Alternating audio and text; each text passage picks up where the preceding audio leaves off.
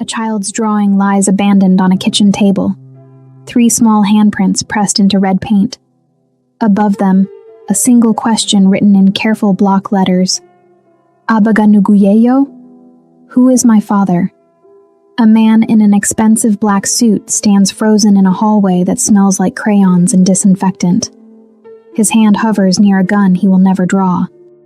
Across from him, 3 pairs of eyes, identical, unblinking, memorizing.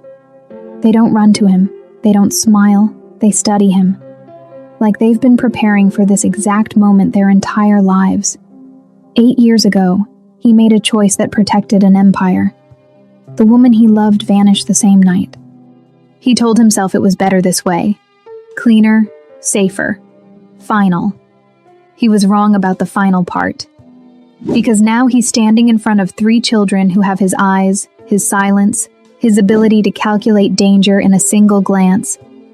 And the only question that matters is this. What do you owe to the family you never knew existed? 8 years ago, Kang Min-jun, second in command of the Hwarang faction, chose empire over love. When a rival syndicate threatened to expose his relationship with Amara Okafor, a foreign national working as a translator for international operations, he was given an ultimatum by his dying mentor. Cut all ties, or watch her become leverage. He orchestrated her disappearance. Clean extraction, new identity, severance payment that would last a lifetime. He told himself she was safe. He told himself he'd saved her. He never asked what she might be carrying when she vanished. Now, in the present, Min-jun has inherited full control of the Hwarang faction. He's untouchable, methodical, and haunted by a choice he justified as mercy. During a routine inspection of a suspected money laundering front, he enters the wrong unit number in a building his organization owns. The door swings open. And there she is. Amara. Still alive. Still breathtaking. Still looking at him like he's a ghost she's been expecting. And behind her, 3 7-year-old children, Kai, Zuri, and Nia, stand in perfect stillness. Their faces a blend of her features and his bone structure. Their eyes calculating threat assessment like soldiers twice their age. They don't speak. They don't move. They evaluate him with the cold precision of children raised to survive in the margins of a world he controls. The buried truth. Amara didn't just survive his protection. She's been hiding in plain sight within his own empire's infrastructure, raising the children he doesn't know exist, teaching them to recognize the man who might one day become either salvation or threat. And now that he's found them, the consequences of his 8-year-old decision are standing in front of him. 3 lives he's responsible for, whether he's ready or not. Artifact 1, Chapters 0103. Chapter 01, Psychological Pressure. The smell hit him first. Not the sterile chemical burn of a safe house, not the leather and smoke of his usual domains, but something softer. Crayons, fabric softener, the faint sweetness of child's shampoo lingering in recycled air. Kang Min-jun stood in the doorway of Unit 447, his hand still resting on the brushed steel handle, his entire nervous system screaming at him to assess, retreat, secure. But his body had locked into a stillness so complete that even his breath had gone shallow. Because across the small, sunlit living room, past the second-hand sofa with its carefully arranged throw pillows, past the low table covered in coloring books and wooden blocks, she stood. Amara Okafor, 8 years older. Hair pulled back in a loose bun that revealed the graceful line of her neck. The same neck he used to trace with his mouth in the early hours of mornings that felt like they belonged to someone else's life. She wore a faded university sweatshirt and jeans, her feet bare against worn laminate flooring, and she was holding a dish towel like it was a shield. Her eyes, dark brown, steady, devastating, met his with no surprise at all. Like she'd been expecting this. Like she'd been preparing for this. And behind her, arranged in a perfect line on the sofa, 3 children sat in absolute silence. Triplets.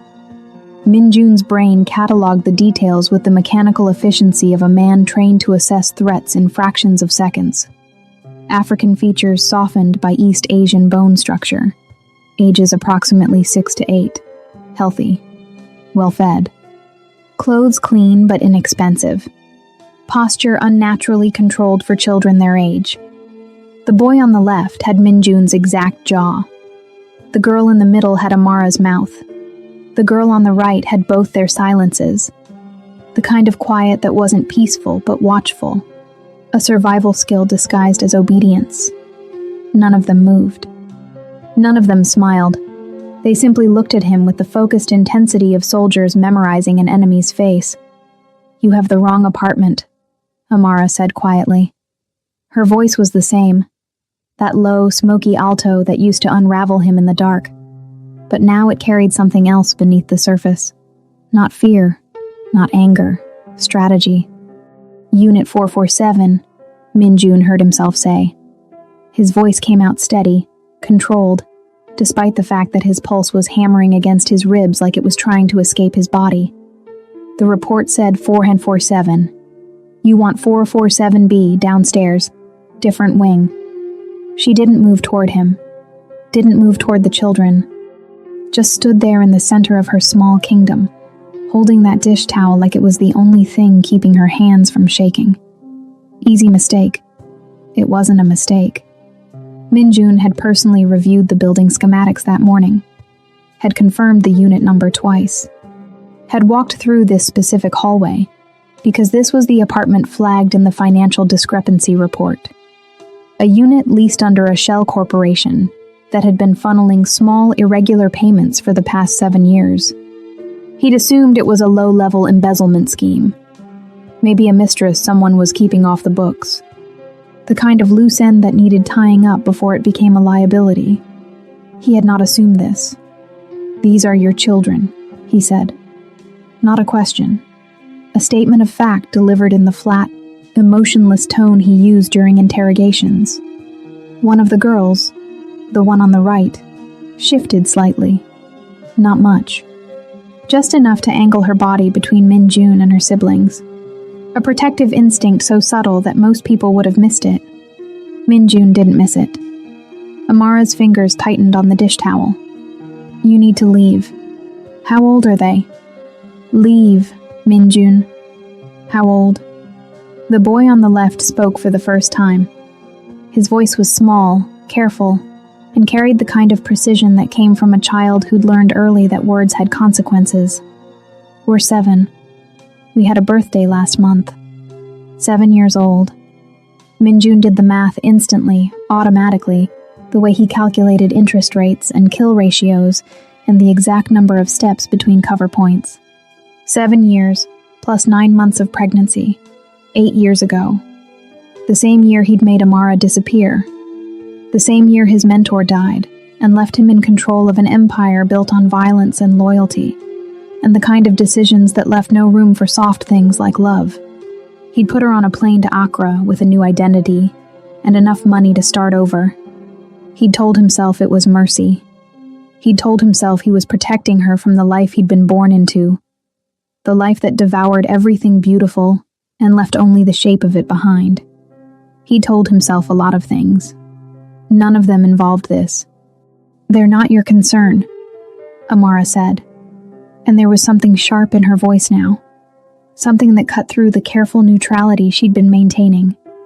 "You made that choice a long time ago." Min-jun's gaze moved from the children back to her face. She looked older, yes, but not diminished, but not... If anything, she looked stronger, like the 8 years had forged her into something harder, something that could withstand pressure without breaking. He wondered what kind of pressure she'd been under. He wondered who else knew about this. "You're living in one of my buildings," he said quietly, "using one of my accounts. You've been hiding here for 7 years. I've been surviving here for 7 years." Her chin lifted slightly, and there it was. That flash of defiance that used to drive him insane. That refusal to bend even when bending would have been smarter. "In a unit you've ignored because it was too small to matter." Payments buried in operating costs you'd never notice. I didn't ask for your protection.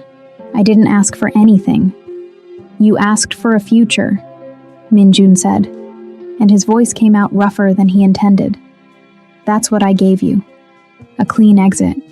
A chance to build something that didn't involve men like me. Amara laughed, and it was the saddest sound he'd ever heard. You gave me a plane ticket and a fake passport and told me to forget you existed, she said. I was already pregnant, Minjun. I found out 3 weeks after you put me on that plane, and I made a choice. The same choice you made. I decided they deserved a future that didn't involve you. The words landed like body blows. I was already pregnant, 3 weeks after. I decided they deserved a future that didn't involve you. Minjun's hands curled into fists at his sides, and he felt the familiar weight of his gun pressing against his ribs beneath his jacket. Not because he intended to use it, but because it was there, solid and real. A reminder that he was still in control of something even when the entire world had just shifted beneath his feet. Why come back? He asked. Why hide here of all places? Because you taught me something important, Amara said softly. You taught me that the safest place to hide is right under the nose of the person you're hiding from. You're too methodical, Minjun. Too careful. You'd never think to look for me in your own empire. So I came back. I got a job as a cleaner in one of your front companies. I leased this apartment under a shell corp I knew you'd never audit. And I raised my children in the margins of your world, teaching them to be invisible, teaching them to survive, teaching them that the man who might one day find us is someone they needed to be ready for. Ready for what? Minjun's voice was barely above a whisper now. Amara's eyes never left his. Ready to decide if you're a threat or a father. The silence that followed was broken only by the distant sound of traffic through the thin walls, the hum of the refrigerator in the kitchenette, the soft, controlled breathing of 3 children who were watching this entire exchange with the kind of focus that made Minjun's chest ache. They were his. Genetically, logically, undeniably his. And they were looking at him like he was a problem to be solved. Minjun had killed men for less threatening stares. But these were children. His children. And the weight of that realization was something he had no training for, no contingency plan for, no tactical response that would make this situation controllable. I need time, he said finally, and he hated how uncertain his own voice sounded. I need to process this. You don't get to process this on your timeline, Amara said, and her voice had gone cold now, protective in a way that made Minjun realize exactly how much danger he was in. Not physical danger, something worse. You get to make a choice right now, in this moment. Either you walk out that door and pretend you never saw us, or you stay and accept that everything you thought you knew about your life just became a lie. Minjun looked at the children again. The boy. He had Minjun's hands, long-fingered and careful. The girl in the middle had Amara's smile, even though she wasn't smiling now. The girl on the right had both their silences. That particular brand of quiet that came from learning early that safety meant invisibility. They were beautiful. They were terrifying. They were his. What are their names? He asked. Amara hesitated, and for the first time since he'd walked through that door, he saw her armor crack just slightly.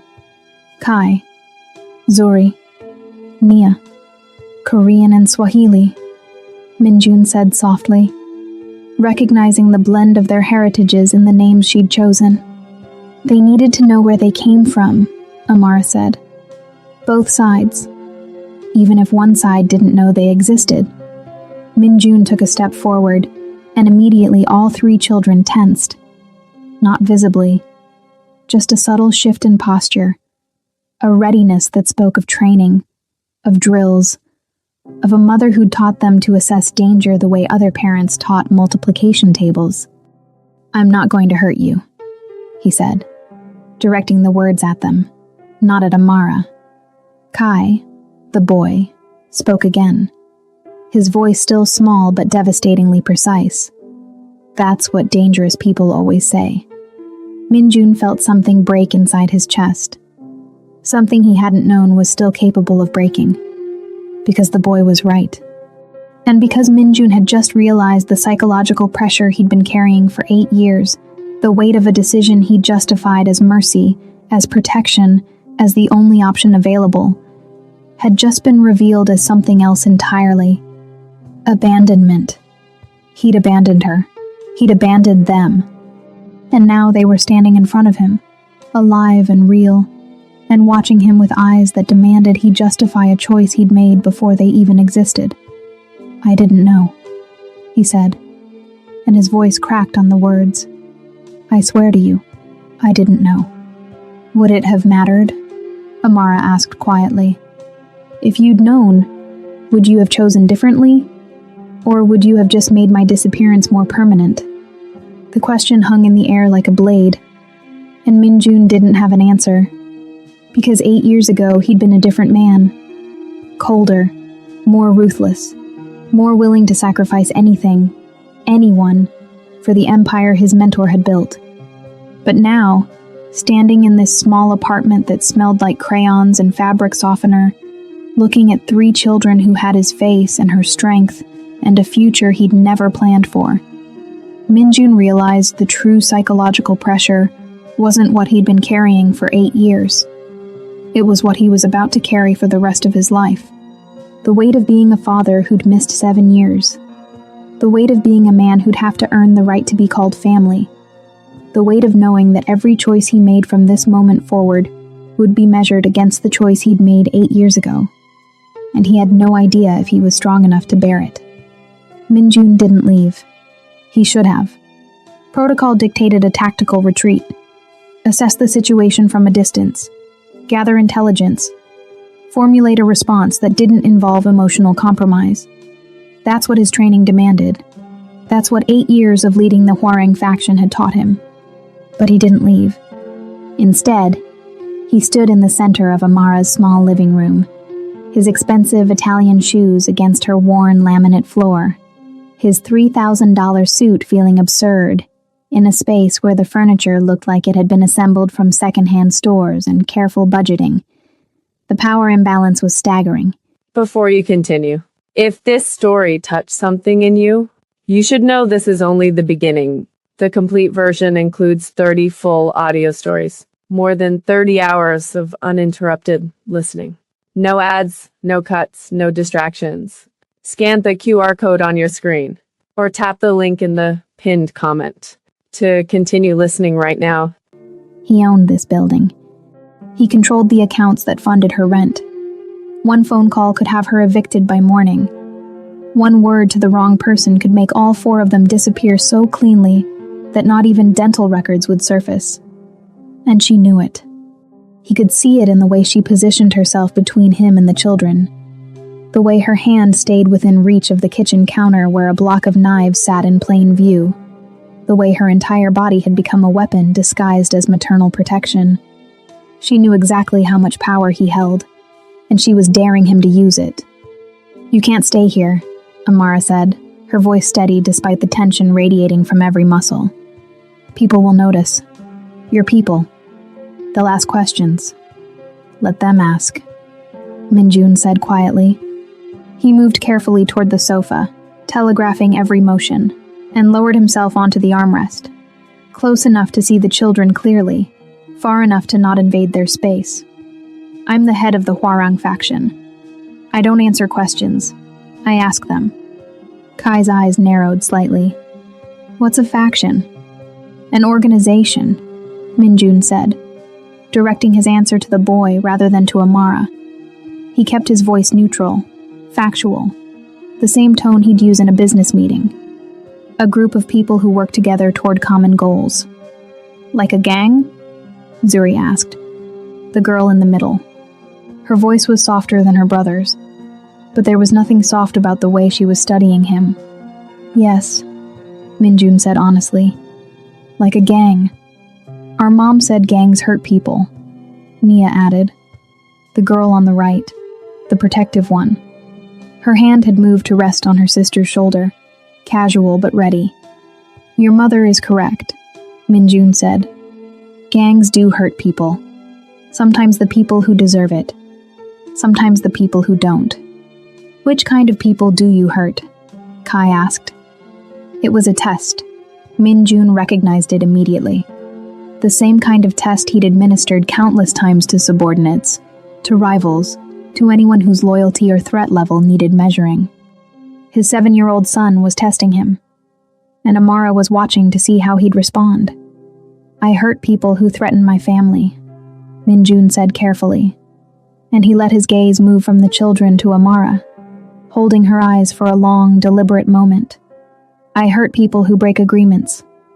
I hurt people who think power means they can take whatever they want without consequences." "Are we your family?" Nia asked, and the question was delivered with such blunt directness that Minjun felt it like a punch to the sternum. He opened his mouth, closed it, tried to find an answer that was both honest and wouldn't terrify them. "I don't know yet," he said finally, "but I want to be." "Wanting doesn't mean anything," Kai said, and there was something ancient in the boy's voice, something that spoke of lessons learned too early. "Mom says people want things all the time. What matters is what they choose." Minjun looked at Amara. "You taught them that." "I taught them the truth," she said. "I taught them that the world doesn't care about intentions. It cares about actions." "Then let me act," Minjun said, and he heard the edge of desperation creeping into his voice, hated it, couldn't stop it. "Let me prove that I can be more than the man who walked away." Amara's laugh was sharp, humorless. "You didn't walk away, Minjun. You orchestrated my disappearance. You put me on a plane with a fake identity and enough money to start over, and you told yourself it was kindness. Do you know what it's like to be erased by someone who claims to love you? To have every part of your life dismantled and rebuilt by a man who decided your safety was worth more than your choice?" "I was protecting you," Minjun said, and even as the words left his mouth, he knew how hollow they sounded. "From what?" Amara's voice rose slightly, the first real crack in her composure. "From your world? From the violence?" "I worked in your world, Minjun. I translated for your meetings. I knew exactly who you were, what you did, what the risks were, and I chose to be with you anyway. You didn't protect me. You decided I was a liability. And you removed me like you'd remove any other problem. That's not, isn't it?" She took a step toward him, and he saw the full force of 8 years of anger and survival and single parenthood blazing in her eyes. "You made a unilateral decision about my life, about my future, about whether I deserved to know that the man I loved was cutting me loose for his empire. You didn't give me a choice. You just decided. And now you want to walk back in here and what? Play father? Pretend like you didn't spend 7 years not knowing these children existed because you were too busy consolidating power?" The children were watching this exchange with the kind of focused attention that made Minjun's skin crawl. They weren't frightened. They weren't confused. They were learning, absorbing every word, every tone, every shift in power dynamics, like they were studying a language they'd need to speak fluently to survive. "You're right," Minjun said quietly, and the admission felt like swallowing glass. "I made a choice that wasn't mine to make. I decided your safety was more important than your autonomy. I was wrong." Amara blinked, clearly not expecting the concession. "But I'm here now," he continued, leaning forward slightly, his voice dropping into the register he used when negotiations were at their most delicate. "And I'm not asking you to forgive me. I'm not asking you to trust me. I'm asking you to let me try. Let me prove that I can be the kind of man they deserve." "Why?" Amara demanded. "Why now? Why does it matter?" "Because they're mine," Minjun said, and the possessiveness in his voice was raw, undeniable. "Because I've spent 8 years building an empire that's supposed to mean something. And it turns out the most important thing I've ever created is sitting on this sofa, looking at me like I'm a stranger, Because I don't get second chances, Amara. Men like me don't get redemption arcs. But I'm standing here anyway, asking for one. The silence that followed was broken by Kai's small, careful voice. If you're our father, the boy said slowly, does that mean you own us? Minjun's blood went cold. No, he said immediately, and the word came out harder than he intended. No one owns you. Not me. Not anyone. But you said we're yours, Zuri pointed out, her voice carrying the same logical precision as her brother's. I meant... Minjun stopped, realizing the trap he'd walked into. These children had been raised by a woman who understood power imbalances intimately, who'd taught them to recognize the language of control disguised as care. I meant that you're my responsibility, my family, not my property. What's the difference? Nia asked. It was the most important question anyone had ever asked him. Minjun looked at Amara, saw the way she was watching him with something that might have been hope mixed with terror, and understood that his answer to this 7-year-old girl would determine everything that happened next. Property is something you control, he said carefully. Something you use for your benefit. Family is something you protect, even when it costs you. Especially when it costs you. Property has value because of what it can do for you. Family has value because of who they are, regardless of what they can offer. So if we can't do anything for you, Kai said, we still have value? Yes. Even if we don't want to be part of your gang? Even then? Even if we hate you? Minjun's throat tightened. Even then? The 3 children looked at each other, some silent communication passing between them that Minjun couldn't decipher. Then Kai turned back to him, his small face serious. We need to talk about it, the boy said. Just us. The 4 of us. Without you. It was a dismissal. Delivered by a 7-year-old with the authority of someone 3 times his age. And Minjun realized, with a strange mix of pride and devastation, that his son had just exercised more autonomy in one sentence than Minjun had given Amara 8 years ago. Of course, he said, rising from the armrest. He pulled a business card from his jacket. Plain white, no name, just a phone number embossed in black. He held it out to Amara. This is a direct line. It doesn't go through assistance or security. Just me. She took it, her fingers careful not to touch his. What am I supposed to do with this? Whatever you decide, Minjun said. Call me. Don't call me. Throw it away. Keep it as insurance. The choice is yours, Amara. I won't make decisions for you again.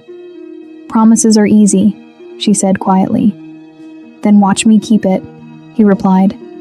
He moved toward the door, each step feeling like he was walking away from something irreplaceable.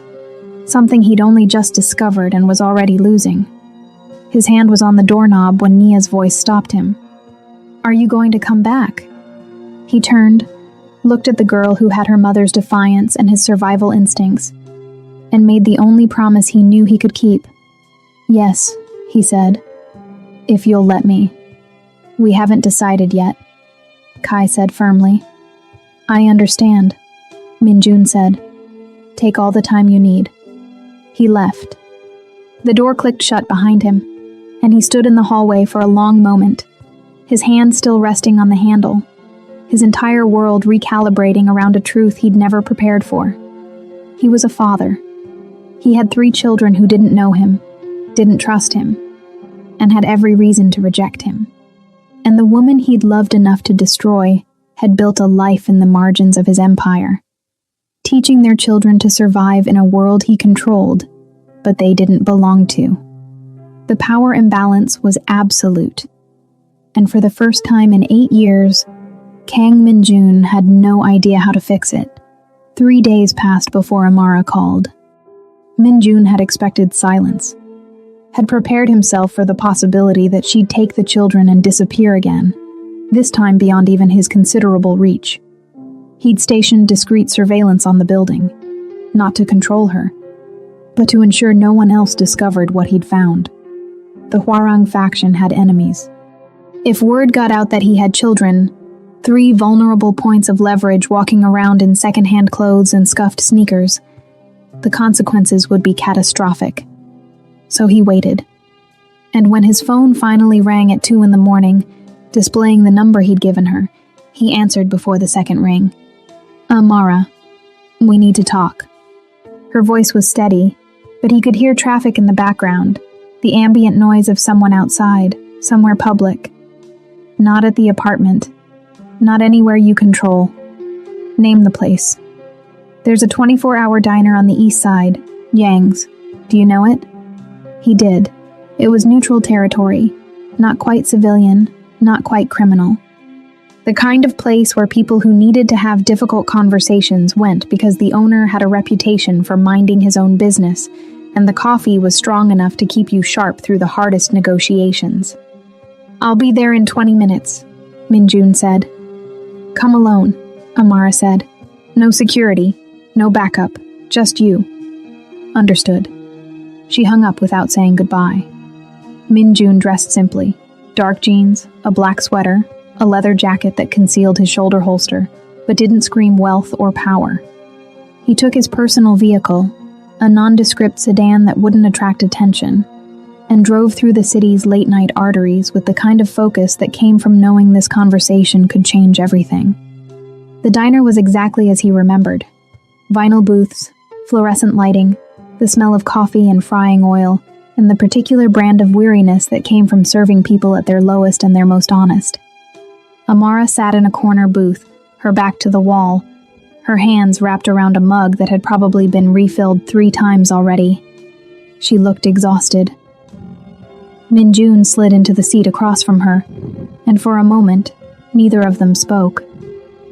The only sound was the distant clatter of dishes from the kitchen, the murmur of other late-night patrons too absorbed in their own problems to notice his arrival.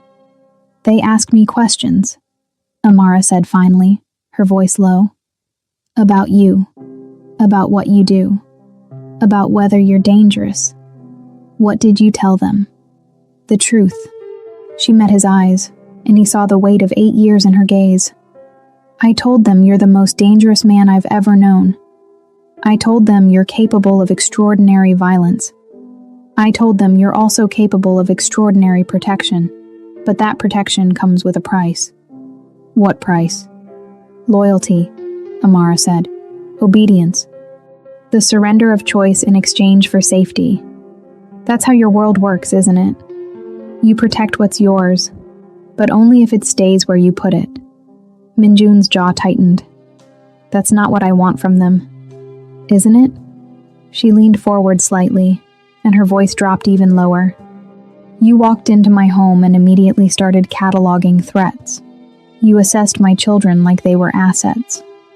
You talked about protection like it was a transaction. That's who you are, Minjun. That's what you've become. And I need to know if there's any part of the man I loved left underneath all that. There is, he said quietly. But he's buried under 8 years of choices that can't be undone. Amara's eyes glistened, but she didn't cry. She'd learned not to, Minjun realized. Had learned that tears were a luxury that single mothers raising children in the margins of a criminal empire couldn't afford. I need to tell you something, she said. Something I should have told you 8 years ago, but I was too afraid. Too angry. Too convinced that you'd made your choice and nothing I said would matter. Minjun's pulse quickened. What? The night you put me on that plane, Amara said slowly, each word chosen with painful precision. I knew something was wrong. Not just wrong with us, but wrong with your organization. I'd been translating for your meetings for months. I'd heard things. Fragments of conversations about loyalty tests, about purges, about your mentor's paranoia in his final days. What are you talking about? Your mentor didn't just give you an ultimatum about me, Amara said, and her voice was shaking now, the first real crack in her armor. He gave you an ultimatum about everyone you cared about. He was dying, Minjun. Dying and terrified that the faction would fracture after his death. So he forced you to prove your loyalty. by cutting away every attachment that could be used against you. I wasn't the only one. Minjun's blood went cold. How do you know this? Because I heard him say it, Amara whispered. 3 weeks before you made me disappear. I was translating a meeting between your mentor and his inner circle. He said, Minjun is strong, but he's soft where it matters. He loves that African girl. He trusts his second in command. He's loyal to his childhood friend. All of those are vulnerabilities. If he wants to lead, he needs to prove he can cut away everything that makes him weak. The diner's ambient noise seemed to recede, leaving only the sound of Minjun's heartbeat thundering in his ears. You never told me, he said, and his voice came out hoarse. I was going to, Amara said. The night you told me to pack a bag, I was going to tell you everything, but you didn't let me speak. You just took control, made decisions, told me it was for my own good. And I realized that even if I told you what I'd heard, you'd already chosen. You'd already decided that your loyalty to him was worth more than your loyalty to me. That's not, isn't it? Amara's voice cracked. You made me disappear, Minjun. And then you made your second in command disappear. And then you made your childhood friend disappear. 3 people who loved you, erased in the span of 6 months, all because a dying man told you that love was weakness. Minjun's hands curled into fists on the table. He wanted to deny it.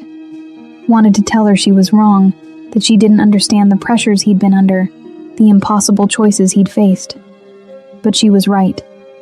Park Ji-hoon, his second in command, reassigned to a distant operation and killed in a random attack 3 months after Amara left. Lee Sung-min, his childhood friend, arrested on fabricated charges and disappeared into a black site shortly after. 3 people he'd loved, sacrificed to prove he was capable of leading without sentiment. And he'd told himself it was necessary. He'd told himself it was survival. He'd told himself that empires were built on hard choices, and that the men who hesitated were the men who died. I didn't know you heard that conversation, Minjun said finally, his voice barely audible. Would it have mattered?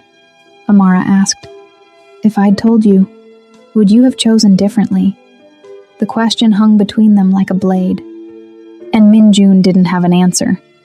Because 8 years ago, he'd been so consumed by the need to prove himself worthy of his mentor's legacy that he would have sacrificed anything, including the woman he loved, including the people who'd stood by him, including, he realized with a sick twist in his gut, the children he hadn't known existed. The triplets, he said suddenly, the pieces clicking into place. You came back here because you needed protection. You couldn't go to Accra. You were pregnant, alone, with no support system. So you came back to the one place you knew I'd never think to look. I came back because I had no other choice, Amara said. The money you gave me lasted 6 months. After that, I had 3 infants and no legal identity that would hold up to scrutiny. I couldn't work legitimate jobs. I couldn't access social services. So I did what you taught me to do. I found the cracks in the system, and I survived in them. You've been here for 7 years, Minjun said, and the full weight of it hit him like a physical blow. Raising them alone, in my building, using my resources, and I never knew. That was the point, Amara said. I made myself invisible. I taught them to be invisible. Because I knew that if you ever found us, I'd have to make an impossible choice. Trust that you'd become someone different. Or run before you decided we were a liability. I would never... Wouldn't you? Amara's voice went sharp. You erased 3 people you loved to prove your loyalty to a dead man. What makes you think I'm different? What makes you think they're different? Because they're my children, Minjun said, and his voice came out raw, desperate. Because they're the only thing I've ever created that isn't built on violence and fear. They're built on abandonment, Amara said quietly. They're built on a choice you made to prioritize power over love. And now you want to walk back into their lives and what? Fix it? Make it better? Minjun, you can't fix this. You can only decide what kind of father you're going to be from this moment forward. Then let me decide, he said. Let me try. I already am, Amara said, and she pulled something from her pocket, a folded piece of paper, worn from handling. She slid it across the table. They wrote you a letter. Together. It took them 3 days to agree on what to say. Minjun's hands shook as he unfolded the paper. The handwriting was careful, precise. 3 distinct styles blended together in alternating lines. Dear Father, we don't know you. You don't know us. Mom says that's because you made a choice before we existed. She says you're dangerous. She says you're powerful. She says you might try to control us because that's what powerful people do. We talked about it, the 3 of us, and we decided we want to meet you, but not as your property, not as your weakness, not as something you have to protect because it's yours. We want to meet you as people, as kids who have a father they've never met. If you want to be our father, you have to choose us, not because we belong to you, not because we're your responsibility, but because you want to know who we are. And you have to let us choose too. If we decide you're not safe, we get to leave. If we decide you're not good, we get to say no. If we decide we don't want to be part of your world, you have to let us go. That's our rule. Do you agree? Kai, Zuri, and Nia Minjun read the letter 3 times, each word cutting deeper than the last. When he finally looked up, Amara was watching him with the same fierce protectiveness he'd seen in her eyes 3 days ago. Do you agree? She asked, echoing the children's question.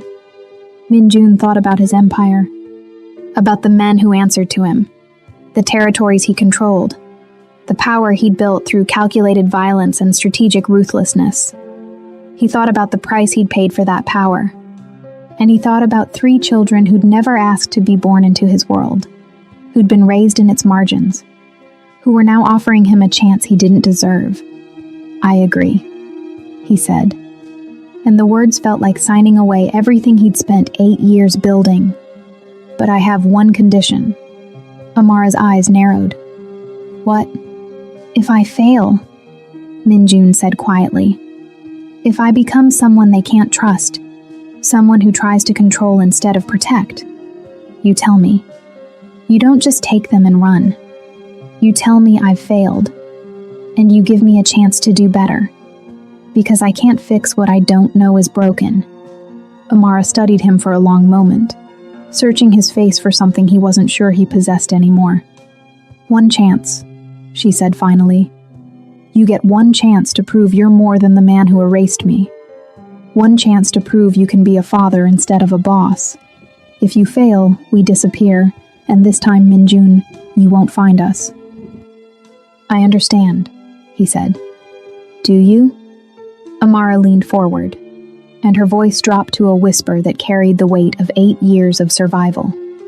Because I need you to understand that I'm not the woman you fell in love with. I'm harder now, smarter, more dangerous. I've spent 7 years teaching my children to survive in a world that wants to devour them. If you threaten that survival, I will end you. Not with violence, not with revenge. I'll end you by making sure they know exactly who you are and exactly why they should never trust you. It was the most terrifying threat anyone had ever made to him. And Minjun believed every word. When can I see them? He asked. Saturday, Amara said. 2:00.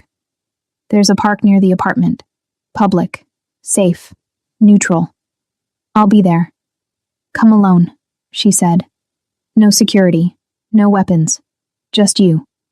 I'll be unarmed. Minjun promised, though the idea of being completely vulnerable in public made his skin crawl. Amara nodded, standing from the booth. She paused, looking down at him with an expression he couldn't quite read. Not quite forgiveness. Not quite hope. something in between. They're extraordinary, she said softly. Smart, kind, resilient. Everything good they are, they got from surviving without you. Remember that. She left before he could respond. Minjun sat alone in the booth, the letter still clutched in his hands, and felt the full weight of the unspoken history that stretched between them. 8 years of choices and consequences, of survival and sacrifice, of love buried under the rubble of an empire built on violence. And for the first time since inheriting the Hwarang faction, Kang Minjun allowed himself to feel something he'd trained himself to suppress. Fear. Not of death, not of enemies, not of losing power. Fear of failing 3 children who deserved better than what he could offer. Fear of becoming the monster they'd been taught to recognize. Fear of proving that Amara had been right all along. That love and power could never coexist. That protection always came with a price. That the man he'd become was incapable of being the father they deserved. He folded the letter carefully, placed it in his jacket pocket, and walked out into the night. Saturday was 3 days away. 3 days to figure out how to be someone he'd never been. 3 days to prepare for a meeting that would determine if he deserved a second chance. 3 days to become a father. Saturday arrived wrapped in cold sunlight and thin clouds. Minjun stood at the edge of the park at exactly 1:55 p.m., unarmed as promised, feeling more exposed than he had in years. No security detail watching from adjacent buildings. No backup vehicle idling nearby. No earpiece connecting him to a tactical team ready to extract him at the first sign of trouble. Just him, a leather jacket over a simple sweater, and the weight of a choice that would determine everything. The park was modest. A small green space wedged between residential buildings, equipped with a playground that had seen better days, and a scattering of benches where elderly locals fed pigeons, and young mothers watched toddlers navigate the world with unsteady steps. He saw them before they saw him. Amara sat on a bench near the swings, her posture relaxed but watchful. The triplets were at the playground. Kai testing the structural integrity of the monkey bars with careful precision, Zuri and Nia engaged in some elaborate game involving the slide and a complex set of rules only they understood. They looked normal. Like any other children on a Saturday afternoon, their laughter carrying across the cold air, their movements free and unguarded in a way that made Minjun's chest ache. This was what he'd taken from them by not being present. Not wealth or protection or legacy, but normalcy. The simple gift of childhood, unburdened by the knowledge that their father was a man people feared. Amara noticed him first. She didn't wave, didn't signal, just met his eyes with a slight nod that said, "You came and don't mess this up in equal measure." Minjun walked toward the bench, his steps measured, his hands visible at his sides. Non-threatening, approachable. Everything his usual body language wasn't. "You're early," Amara said as he approached. "I wanted to make sure the area was safe," Minjun admitted. "It is," Amara said. "I've been bringing them here for 3 years. The locals know us. No one pays attention." Minjun nodded, lowering himself onto the opposite end of the bench, maintaining distance. From this angle, he could watch the children without staring, could observe the way they moved through space with the kind of awareness that came from being raised by a mother who understood danger. "Have you told them I'm here?" he asked quietly. "They know," Amara said. "They asked me to let them finish their game first. They want to approach you on their terms." Of course they did. These were children who'd been taught that autonomy mattered, that their choices had weight, that even in the presence of power they had the right to set boundaries. So Minjun waited. He watched Kai demonstrate something to his sisters, some technique for dismounting the monkey bars that involved momentum and precise timing. Watched Zuri attempt it with careful focus, stumbling slightly, but recovering with the kind of determination that reminded him painfully of Amara. Watched Nia stand guard, her attention splitting between her siblings and the rest of the playground, always assessing, always protecting. "They take care of each other," Minjun observed.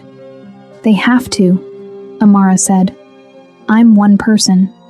I can't be everywhere. So I taught them to be a unit, to watch each other's backs, to make decisions together. Like the letter. Like the letter, Amara confirmed. It took them 3 days because they each had different concerns. Kai wanted to make sure you understood they weren't possessions. Zuri wanted to make sure you'd answer their questions honestly. Nia wanted to make sure they could leave if they felt unsafe. And you let them negotiate with me, Minjun said, and there was something like wonder in his voice. You gave them that power. It's not power I gave them, Amara corrected gently. It's power they were born with. I just didn't take it away. The words hit him like a blade between the ribs. Because that's what he did, wasn't it?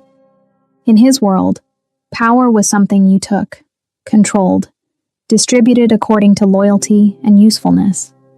The idea that children, that anyone, possessed inherent power that shouldn't be stripped away was fundamentally foreign to how he operated. And Amara had just called him out on it without raising her voice. They're coming over, she said quietly.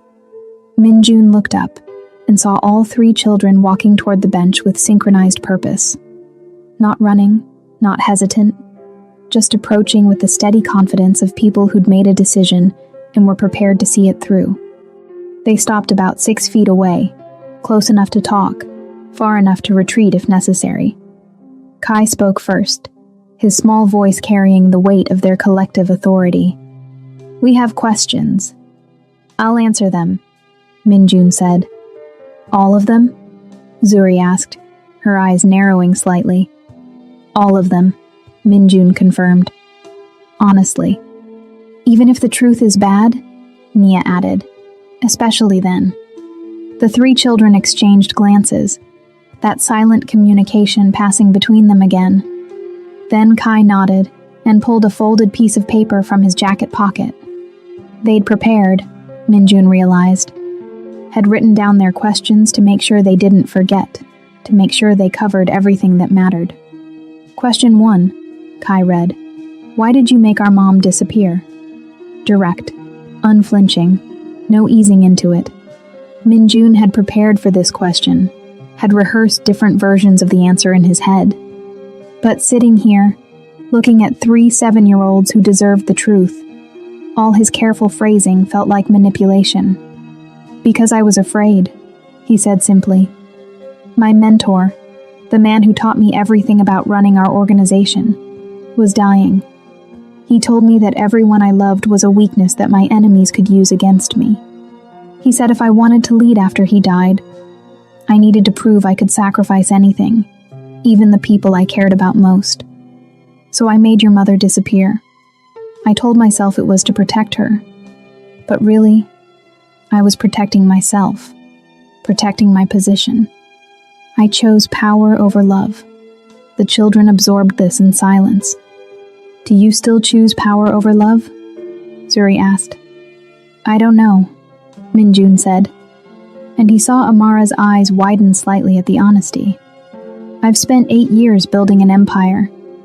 That empire requires hard choices. It requires putting organizational stability ahead of personal feelings. But I'm here, aren't I?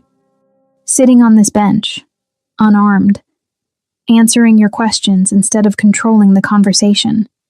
That's not something the man I was 8 years ago would have done. Question 2. Kai continued, his voice steady. Mom says you hurt people. Have you ever killed anyone? Amara inhaled sharply, clearly not expecting them to go there so quickly. But Minjun had promised honesty. Yes, he said. I have. How many? Nia asked, and there was no judgment in her voice, just curiosity. I don't know the exact number, Minjun said quietly. Some directly. Some through orders I gave. In my world, violence is a tool. Sometimes it's the only tool that works. Do you feel bad about it? Zuri asked. Sometimes, Minjun admitted. When the person didn't deserve it. When there was another way, and I chose violence because it was easier. But not always. Some people I've killed were threats to innocent lives. Some were monsters who would have done worse if left unchecked. I won't apologize for protecting people who couldn't protect themselves. Are we people you're protecting? Kai asked, and the question was loaded with meaning. Or are we people you're controlling? And there it was. The real question underneath all the others. The question that would determine if this fragile connection survived or shattered. I don't know yet, Minjun said, and he felt Amara tense beside him. I want to protect you. I want to keep you safe from a world that would use you against me or hurt you to hurt me. But protection can become control if I'm not careful. If I start making decisions for you instead of with you. If I start treating you like assets instead of people. So I need you to help me understand the difference. How? Nia asked, her protective instincts clearly on high alert. By telling me when I cross the line, Minjun said. By saying no when I overstep. By treating me like someone who has to earn your trust instead of someone who automatically deserves it because of biology. The children looked at each other again, and this time their silent conversation lasted longer. Finally, Zuri stepped forward slightly, her voice softer than her siblings. Question 3, she said. If we let you be our father, what changes? It was the question Minjun had been dreading. Because the honest answer was everything changes. You'll have access to resources you don't have now, he said carefully. Better schools, better healthcare, financial security, protection from threats you don't even know exist yet. But those things come with visibility. People will know you're connected to me. That makes you targets. It also makes you powerful by association, whether you want that power or not. We don't want it, Kai said immediately. I understand, Minjun said. But the world doesn't care what you want. The moment people know you're my children, you'll be treated differently. Some will try to use you, some will try to hurt you. Some will try to befriend you to get close to me. Your lives will never be simple again. They're not simple now, Nia pointed out. Mom works 3 jobs. We share 1 bedroom. We have to be careful about who knows we exist. That's true, Minjun acknowledged. But that's invisible hardship. What I'm offering is visible privilege with invisible danger. You need to understand what you're choosing. What are you choosing? Zuri asked, and her voice carried a sharpness that reminded him painfully of Amara. You keep talking about what we're risking. What are you risking? It was the smartest question anyone had asked him in years. Everything, Minjun said quietly. If I acknowledge you publicly, my enemies will target you. If I keep you secret, I'm repeating the same pattern that led to this situation. Either way, I'm risking the empire I've built. Because the men who work for me don't understand sentiment. They don't understand putting children ahead of organizational security. If they see me making choices based on love instead of strategy, some of them will see that as weakness. And weakness in my world gets you killed. So we're a liability, Kai said flatly. No, Minjun said, and his voice came out harder than intended. You're a choice. The most important choice I'll ever make. And I'm choosing you, even though it might cost me everything I've spent 8 years building. The silence that followed was broken by the distant sound of other children playing. The rustle of wind through bare trees, the muted sounds of the city beyond the park's boundaries. Then Nia did something unexpected. She walked forward, closing the distance between them, and stopped directly in front of Minjun. Her eyes, so much like his own, studied his face with the kind of intensity that made him feel like she could see straight through every defense he'd ever built. If you had to choose, she said quietly, between saving us and saving your empire, which would you choose? It was a test. The kind of test that had no right answer, only honest ones and dishonest ones. Minjun met her gaze and spoke the truth that terrified him. You, he said. Every time, without hesitation. Even if it meant you lost everything? Nia pressed. Even then. How do we know you mean it? Kai asked from behind his sister. You don't, Minjun said simply. Not yet, but I'm asking for the chance to prove it. The three children looked at each other one more time, and Minjun saw the exact moment they reached consensus. Kai nodded slightly. Zuri's shoulders relaxed a fraction, and Nia took one more step forward, close enough now that Minjun could have reached out and touched her. Okay, she said. You can try. We have rules, though, Kai added quickly, pulling out another piece of paper. We wrote them down. Of course they did. Minjun took the offered paper, and even Amara leaned in to read over his shoulder. Rules for being our father. You have to ask before you change anything about our lives. You have to tell us the truth, even when it's scary. You can't make Mom leave or disappear again. You can't hurt people just because they make you angry. We get to say no, and you have to listen. If we don't feel safe, we can leave, and you can't stop us. You have to spend time with us as people, not as responsibilities. You have to let us be normal kids sometimes, even if it's dangerous. If you break these rules, we get to break up with you as a father. You have to love us for who we are, not who you want us to be. Minjun read the list 3 times, feeling something crack open in his chest. These children had just handed him a contract written in crayon and hope, outlining exactly what kind of father they needed him to be. And every single rule was a direct response to the ways he'd failed Amara 8 years ago. I agree to all of these, he said, his voice rough with emotion he couldn't quite suppress. Can I add one more? The children looked suspicious, but Kai nodded slowly. Minjun pulled a pen from his jacket and wrote at the bottom of their list. 11. If I fail, you tell me before you give up on me. You give me one chance to do better. He handed the paper back to Kai, who read the addition carefully, then showed it to his sisters. That's fair, Zuri said finally. Okay, Kai agreed. Nia nodded, and then, in a gesture that nearly destroyed Minjun's composure entirely, she held out her small hand for a formal handshake. Deal? She asked. Minjun took her hand carefully, mindful of how small it was, how fragile, how much trust she was offering in this simple gesture. Deal, he said.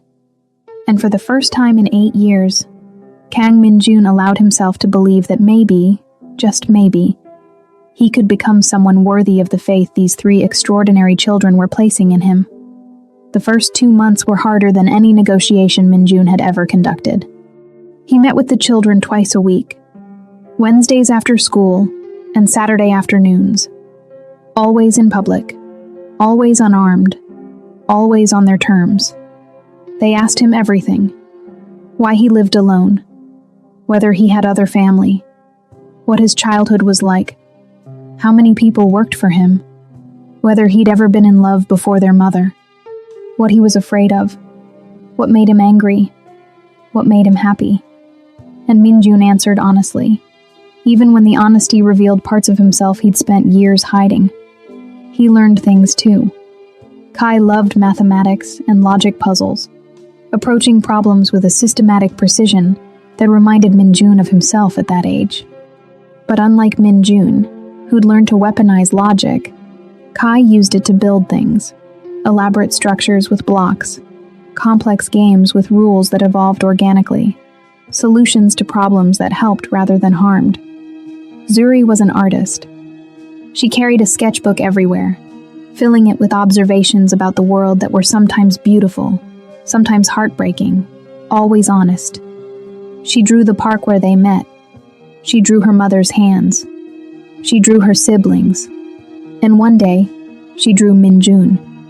Not as a powerful crime boss or a dangerous stranger, just as a man sitting on a bench, looking at something outside the frame with an expression Zuri labeled, learning how to be gentle.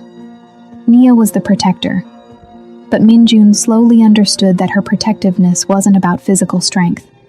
It was about emotional intelligence. She could read a room better than most adults, could sense when her siblings needed space or support, could identify threats not through violence, but through careful observation of intent. She watched Minjun constantly, not with suspicion anymore, but with the focused attention of someone trying to understand a complex puzzle. "You're different than I expected," she told him one Saturday, as they walked through the park together, her siblings running ahead. "How so?" Minjun asked. "You're sadder," Nia said simply. "Mom said you were cold and powerful and scary, but mostly you just seem lonely." The observation hit him like a physical blow. "I am," he admitted. "I've been lonely for a very long time." "Because you pushed everyone away?" "Yes." "Do you regret it?" Minjun looked at his daughter, this 7-year-old with wisdom beyond her years, and gave her the truth. "Every day," he said. The turning point came on a Wednesday. Minjun arrived at the park to find only Amara waiting on their usual bench. No children in sight. His protective instincts flared immediately. "Where are they?" "Safe," Amara said quickly, reading his panic. "They're at a friend's house. I needed to talk to you alone." Minjun forced himself to breathe, to sit, to not immediately demand addresses and security protocols. "What's wrong?" he asked. "Nothing's wrong," Amara said, but her voice carried tension. "Something's right, and I need to tell you before I lose my nerve." Minjun waited, his entire body tense. "They love you," Amara said quietly. "The triplets. I can see it happening. The way Kai lights up when he tells me about your conversations. The way Zuri adds you to her drawings now. The way Nia has stopped sleeping with her door barricaded because she's decided you're not a threat." "That's good, isn't it?" Minjun asked carefully. "It's terrifying," Amara said, and her voice cracked. "Because I've spent 7 years teaching them not to trust easily. Teaching them that people with power will always choose power over people. And you're proving me wrong. You're showing up. You're listening. You're becoming someone they can rely on. And if you revert, if you become the man who erased me 8 years ago, it won't just hurt them. It'll destroy them." "I won't," Minjun said. "You can't promise that," Amara said, and there were tears in her eyes now. "You can't promise that some crisis won't force you to choose between them and your empire. You can't promise that your enemies won't find out and use them as leverage. You can't promise that the man you've been for the past 8 years won't resurface the moment things get difficult." "You're right," Minjun said. "I can't promise any of that. But I can promise this. Whatever choice I make, I'll make it with them. Not for them. Not without them. With them. Because that's what you've taught me. That's what they've taught me. That autonomy matters more than protection." Amara stared at him, and Minjun saw the exact moment she understood what he was really saying. "I'm dismantling parts of my organization," he said quietly. "The parts that require absolute control. The parts that treat people as assets. I'm restructuring towards something that allows for softness, for family, for choices that don't always serve the Empire's interests." "That's suicide in your world," Amara whispered. "Probably," Minjun agreed. "I've already had 3 senior lieutenants challenge my leadership. I've had to make examples of people who thought my newfound weakness was an opportunity. It's been brutal. Then why? Because they drew me a list of rules," Minjun said, and he pulled the worn paper from his jacket pocket. He'd been carrying it with him every day, a reminder of what he was fighting for. "Rule number 10. You have to love us for who we are, not who you want us to be. I can't love them authentically while leading an organization that would demand I sacrifice them. So I'm changing the organization." "You're going to get yourself killed," Amara said. But there was something else in her voice now. Something that sounded like hope. "Maybe," Minjun said, "but I'd rather die trying to be the father they deserve than live as the man who abandoned them twice." Amara was quiet for a long moment, her hands twisted in her lap. Then she said the words Minjun had been both hoping for and dreading. "I want to try again." Minjun's breath caught. "What?" Not romantically," Amara clarified quickly. "Not yet. Maybe not ever. I don't know if I can trust you that way again. But I want to try co-parenting. Actually co-parenting. Not just supervised visits in public parks. I want you in their lives for real. School pickups and homework help and bedtime stories and all the boring, mundane, beautiful parts of raising children." "Yes," Minjun said immediately. "Whatever you need, whatever they need." "There are conditions," Amara said, and her voice steadied. "You don't get to make unilateral decisions about their lives. We discuss everything. School choices, medical decisions, who they're allowed to spend time with. All of it gets discussed and agreed upon together." "Agreed. You don't get to use your resources to override my authority. Just because you can afford the best private school doesn't mean that's automatically where they go. We make decisions based on what's best for them, not what's most expensive or most prestigious." "Understood. And if I ever feel like you're slipping back into control instead of partnership, I will take them and disappear. And this time, Minjun, I won't come back." "I know," Minjun said quietly, "and I accept that. I accept that I'm on probation for the rest of my life, that I'll have to earn their trust every single day, that one mistake could cost me everything that matters." Amara looked at him, really looked at him, searching his face for deception or manipulation, or any sign that this was another calculated move. Whatever she saw must have satisfied her, because she nodded slowly. "Okay," she said. "We'll try." 6 months later, Minjun stood in the doorway of a modest apartment, bigger than Amara's old place, in a safer neighborhood, but still nowhere near the luxury he could have provided if she'd let him. She hadn't. They'd agreed on this place together, close to a good public school, near the park where they'd first reconnected. Affordable enough that Amara could contribute to the rent from her own income, maintaining her independence. Inside, he could hear the sounds of ordinary family chaos. Kai explaining some mathematical concept to Zuri, who was only half listening while she sketched. Nia negotiating bedtime with Amara, deploying the same tactical precision Minjun recognized from his own negotiations. The smell of dinner, something Amara had cooked, something that made the whole space feel like home. "Are you coming in or just standing there?" Amara called from the kitchen. Minjun smiled and stepped inside, closing the door behind him.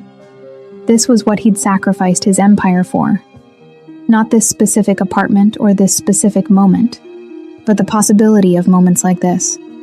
The chance to be present. The opportunity to know his children not as abstract concepts or symbols of failure, but as real people with complex inner lives and terrible jokes and an endless capacity to surprise him. He'd lost 3 senior members of his organization to internal power struggles, had been forced to execute 2 attempted coups, had restructured his entire operational philosophy to allow for the kind of vulnerability that would have gotten him killed years ago. And it was worth it. Every brutal fight, every sleepless night wondering if he'd survive long enough to see the triplets grow up. Every moment of doubt about whether he was strong enough to be both a leader and a father. Worth it. "Dad," Zuri's voice called from the living room. "Can you help me with this perspective drawing?" Dad. She'd started calling him that 3 months ago. Casual, natural, like it was the most obvious thing in the world. Minjun had cried in his car for 20 minutes after hearing it the first time. If you stayed until the end, it's because this story stayed with you. What you heard here is just a fragment. The full experience lives in 30 complete audio stories, carefully told with every emotion, every secret, and every moment that couldn't be shared on YouTube. There are no ads, no interruptions, and you can listen anytime, anywhere, in total privacy. Scan the QR code on your screen now, or tap the link in the pinned comment. and discover what was never said. "Coming," he called back, hanging his jacket on the hook by the door. He walked into the living room where Zuri had spread her art supplies across the coffee table. Kai looked up from his math textbook with a grin. Nia waved from the sofa where she was reading some novel about dragons and impossible quests. And Amara watched from the kitchen doorway with an expression that was complicated, but not unkind.